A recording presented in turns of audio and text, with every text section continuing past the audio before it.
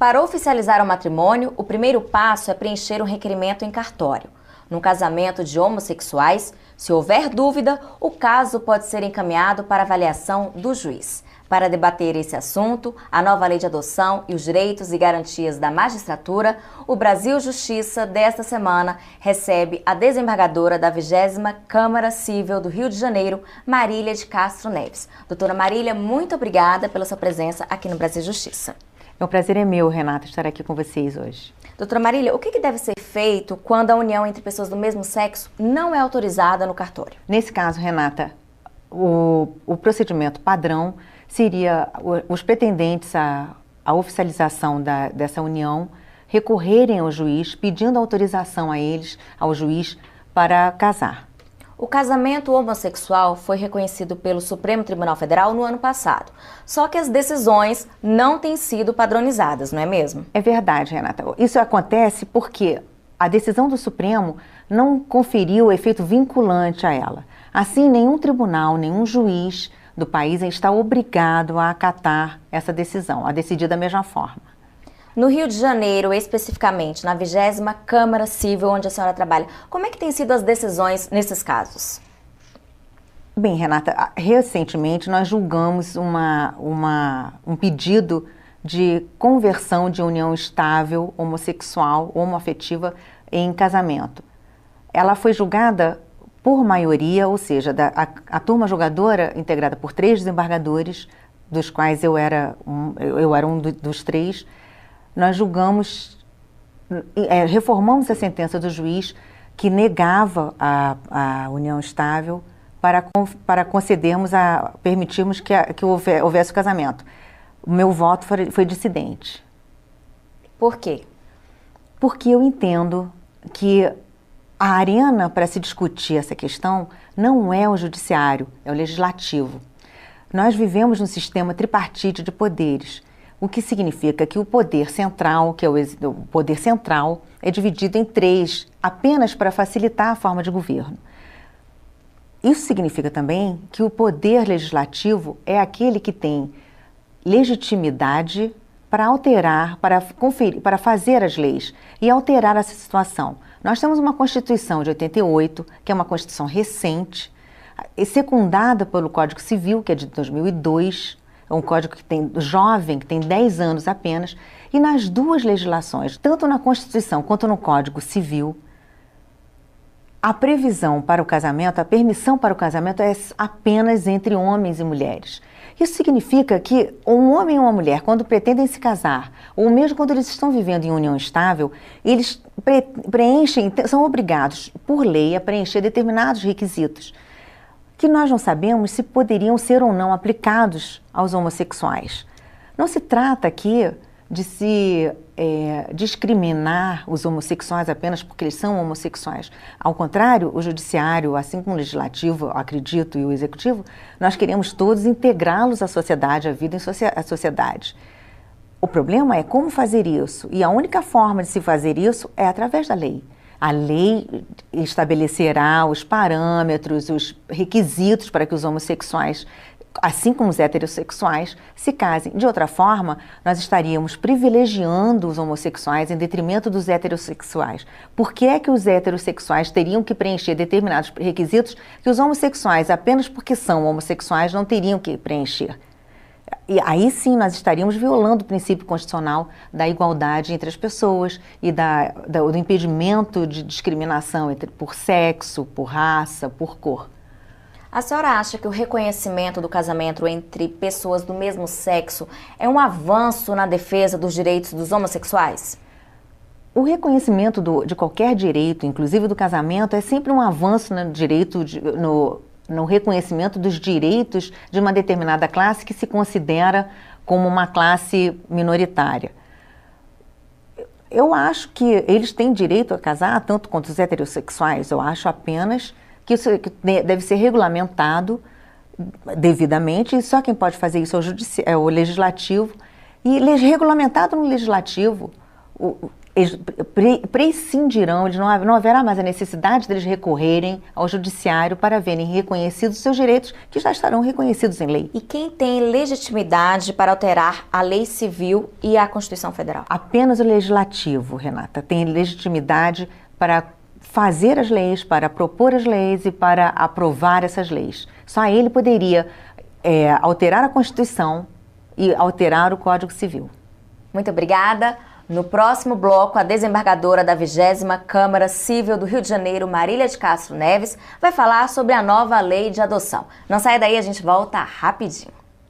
As inscrições para o curso O Magistrado e a Construção de Modelos para o Aprimoramento da Cidadania e Conscientização da População estão abertas até o dia 1º de novembro no site enm.org.br.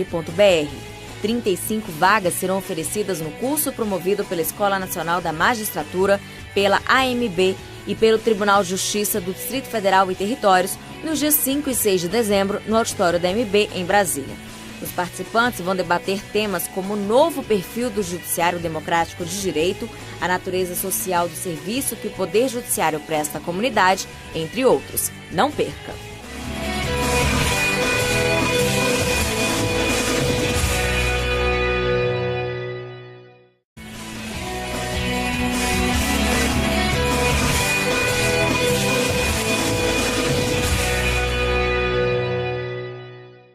Estamos de volta com o Brasil Justiça. No primeiro bloco, a desembargadora da 20ª Câmara Civil do Rio de Janeiro, Marília de Castro Neves, falou sobre o casamento de homossexuais. Agora, a magistrada vai falar da nova lei de adoção. Doutora Marília, no Brasil, mais de 30 mil casais estão na fila de espera para adoção, para cerca de 5 mil crianças e adolescentes. A senhora acha que a nova lei de adoção, que entrou em vigor em 2009, trouxe mais praticidade ou não?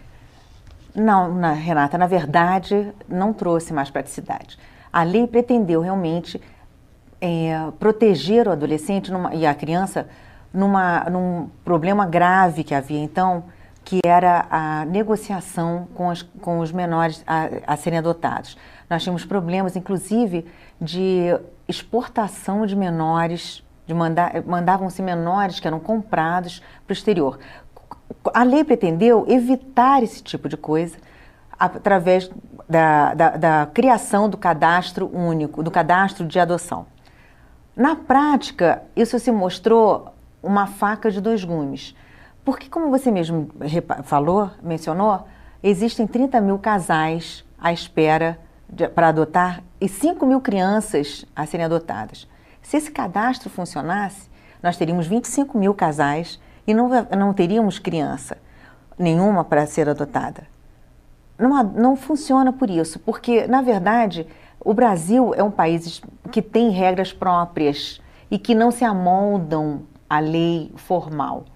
Nós já tínhamos há algum tempo, e isso já foi objeto também foi inclusive um dos objetivos dessa lei foi impedir o que se chamava de adoção à brasileira. Os pais das crianças, as mães normalmente, entregavam os filhos para determinadas pessoas com quem elas tinham relação de afinidade qualquer.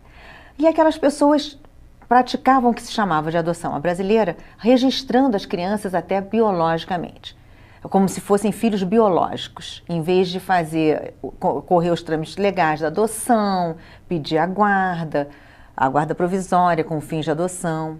Elas registravam como filhos biológicos os casais, ou até mães solteiras. E, embora todos soubéssemos disso, todos fomos sempre lenientes com esse caso. Por quê? Porque o interesse maior em jogo é o da criança, é o do menor, que é o mais fragilizado nessa situação. A lei pretendeu proteger ainda mais essa criança. E o que ocorre hoje? Existe, às vezes, no judiciário, uma tendência ao formalismo. E não se analisa a lei teleologicamente. Como seria isso? Qual o objetivo da lei? Quando a lei foi promulgada, o que o legislador pretendeu com aquela lei? E, nesse caso, como eu estou dizendo, pretendeu proteger a criança e não o adotante. O adotante é importante, mas não é secundário nessa questão. A questão principal é o menor, que não tem outra voz para falar por ele, a não ser o Judiciário e o Ministério Público. E o que acontece? Às vezes, dando curso ainda a essa adoção brasileira, há pessoas, há mães, que entregam seus filhos para casais que já têm tudo preparado para receber aquela criança, que arcaram com as despesas do pré-natal, que arcaram com despesas de planos de saúde para crianças que muitas vezes são soropositivas e precisam muito disso. E no final, por trâmites burocráticos da lei, esses casais pretendendo regularizar a situação daquelas crianças, perdem a guarda dessa criança, que entra num abrigo, mandada para um abrigo, é retirada desse casal, mandada para um abrigo, e chamam o primeiro casal da fila para adotar, que muitas vezes não vai querer adotar essa criança, até porque ela é soropositiva.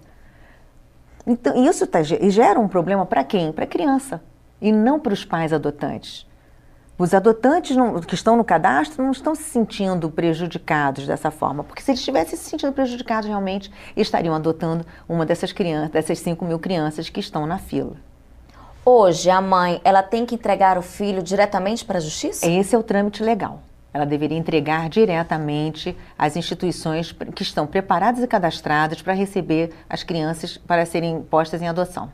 Por que alguns juízes, eles não permitem que os filhos e pais sejam da mesma raça? Renata, isso é um problema grave. Há colegas que infelizmente colocam na forma de julgar as suas próprias concepções, que nem sempre foram recepcionadas pela lei, ou estão claras nesse caso. Há casos em que nem só apenas os juízes, isso é muito comum entre os funcionários dos hospitais e dessas instituições mesmo. Eles entendem que crianças de cor diferente dos pais indicaria claramente que a criança é adotada. A lei nunca pretendeu impedir que se soubesse da adoção. Esse não é o objetivo da lei. Se fosse esse o objetivo da lei, nós não pretenderíamos impedir a adoção brasileira, que é justamente o pai adotivo registrando como biológico o filho adotado. Aqui no Distrito Federal, por exemplo, segundo dados da Vara da Infância e da Juventude, das 136 crianças e adolescentes cadastradas para adoção, nenhuma apresenta o perfil desejado por 93% das famílias que estão habilitadas a adotar. A maioria quer escolher uma criança com menos de 2 anos, branca ou morena clara e saudável. Essas preferências criam barreiras? Criam, Renata. Criam, e a lei não favorece a ultrapassagem a solução dessa barreira que é criada. Porque não se pode, na verdade, resolver problemas de concepção interna com lei. A lei não veio para isso.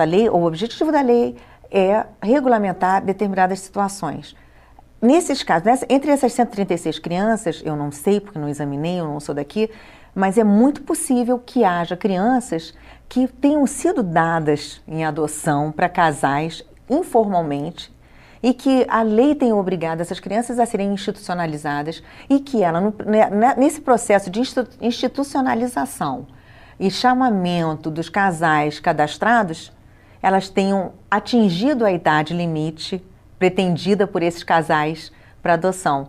Elas ultrapassam essa idade e elas não serão. A experiência mostra que depois dos 2 anos é muito difícil adotar.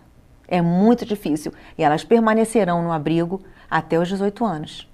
E depois dos 18 anos? Serão postas na rua. Não tem jeito. Essa é a lei. Agora, sobre essas preferências que a gente acabou de falar, o que a senhora acha que deveria ser feito para acabar com isso? Renata, não se pode legislar sobre o tempo, por exemplo. Eu não posso determinar que às quartas-feiras, que é o dia da minha sessão, não chova. A natureza não admite esse tipo de regulamentação. Eu não posso regulamentar as preferências dos pais pela cor ou pela idade através de lei. Eu não posso, por exemplo, não é crível, por exemplo, que a lei determine que o primeiro da fila tenha que adotar o primeiro bebê, a primeira criança que esteja porque isso vai gerar um mal-estar para os pais e que vai se transmitir à criança, naturalmente.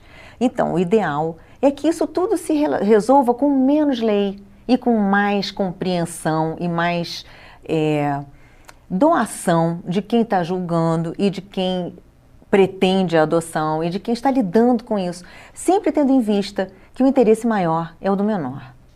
Muito obrigada. No próximo bloco, a desembargadora da 20ª Câmara Civil do Rio de Janeiro, Marília de Castro Neves, vai conversar com a gente sobre os direitos e garantias da magistratura. Não sai daí, o intervalo é rapidinho.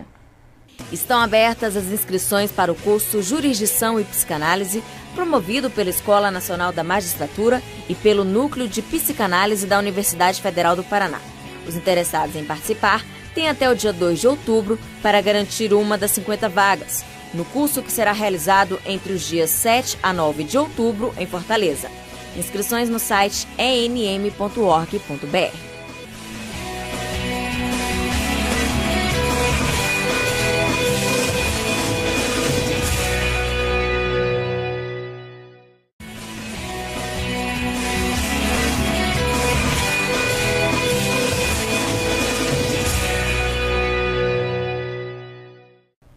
Estamos de volta com o programa da MB, O Brasil Justiça. Nos 2 blocos anteriores, conversamos sobre o casamento de homossexuais e a nova lei de adoção. Agora, a desembargadora da 20ª Câmara Civil do Rio de Janeiro, Marília de Castro Neves, vai falar dos direitos e garantias da magistratura. Doutora Marília, os direitos e garantias da magistratura são da magistratura ou da sociedade? Os direitos e garantias da magistratura, Renata, na verdade não são da magistratura, eles são da sociedade. É através da garantia que se faz do judiciário, do julgamento que o juiz pode fazer da causa que lhe é levada, que a sociedade pode ter certeza de estar tendo um julgamento justo. São 3 as garantias: a vitaliciedade, a inamovibilidade e a irredutibilidade de vencimentos. Isso significa que um juiz não pode ser movido, não pode ser removido de sua comarca ou de sua vara, de seu órgão julgador, não pode ter os seus vencimentos reduzidos e não pode ser demitido sem um devido processo legal e jamais em razão do julgamento proferido em alguma ação. Isso, na verdade, é uma garantia que se diz, é uma prerrogativa do juiz, mas, na verdade, reverte sempre no direito para a sociedade, numa garantia para a sociedade. E qual a diferença entre privilégios e garantias? Na sociedade hoje se fala muito em privilégios da magistratura. Não existem privilégios da magistratura. Privilégio é alguma coisa que só determinada categoria tem e que reverte apenas em benefício dela. As prerrogativas da magistratura, como eu disse antes, não são da magistratura. E são muito mais em função da sociedade e da razão histórica de se pretender garantir à sociedade um julgamento justo de seus problemas. Agora, por que a Constituição Federal estabeleceu garantias à magistratura? Bem, Renata, eu vou tentar encurtar a questão, porque é longa. E só recentemente nós começamos a garantir, através da Constituição, os direitos, as prerrogativas do juiz, que, como eu disse, são mais da sociedade do que antes. Uma sociedade em que o juiz, historicamente, era considerado a longa-manos do soberano e que tinha como única função executar as ordens do soberano, não revertia para a sociedade nenhuma segurança nos seus julgamentos. Com a Constituição de 37, por exemplo, a recente, não tem 100 anos ainda, é muito jovem, a questão das garantias é muito jovem, previa que o juiz podia ser removido a critério do regime, em benefício do regime. O que é isso? Isso é um absurdo. Isso significava que não havia garantia nenhuma de que o juiz pudesse julgar com isenção aquela causa que estava sendo posta a ele para decidir.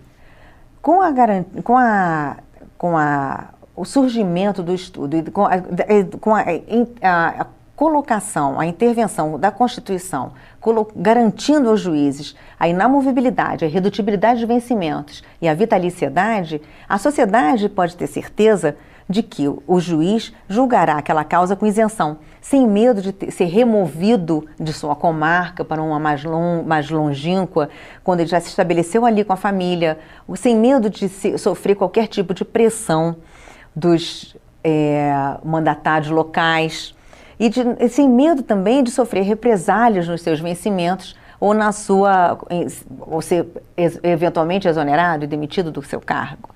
E isso reverte em prol, evidentemente, da sociedade. Ok, mudando um pouquinho de assunto, a AMB vai realizar o 21º Congresso Brasileiro de Magistrados entre os dias 21 a 23 de novembro em Belém. E o tema deste ano é o Magistrado do século XXI, Agente de Transformação Social. Como é que a senhora avalia um evento como esse? Eu acho que é muito importante, não só para a magistratura, essa integração continental da magistratura, porque nós somos um país continental, e temos hábitos e culturas diferentes de um estado para outro e de uma região para outra. Isso é muito importante. E essa integração da magistratura sempre reverte em prol da sociedade. O juiz hoje vive, ele é um ser da sociedade, ele não pratica mais aquela justiça olímpica de alguns anos atrás, que nós brincávamos de dizer que o juiz descia 13h para julgar os simples mortais. O juiz hoje anda de ônibus, o juiz hoje lava a louça, o juiz tem a sua casa e tem seus problemas do dia a dia como qualquer outro juiz, qualquer outra pessoa. E nem o juiz hoje se sente diferente de ninguém. Ao contrário, pretende sempre essa integração. E é muito importante que o juiz seja visto também como um cidadão comum. E cada vez mais próximo da sociedade, né? Exatamente. Obrigada.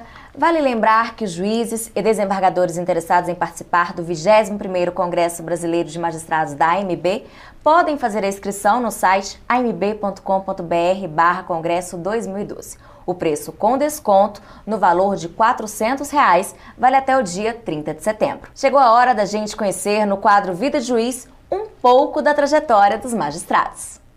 Sou José Célio Lacerda Sá, juiz da 7ª Vara Civil da comarca de João Pessoa. Sou magistrado por vocação e a dica para ser magistrado é estudar bastante, ter equilíbrio e bom senso. Agradeço a desembargadora Marília pela entrevista. Renata, foi um prazer estar aqui com vocês. O nosso programa termina aqui. Se você quiser sugerir algum tema, escreva para o nosso e-mail brasiljustiça@amb.com.br. Muito obrigada pela sua companhia e até o próximo.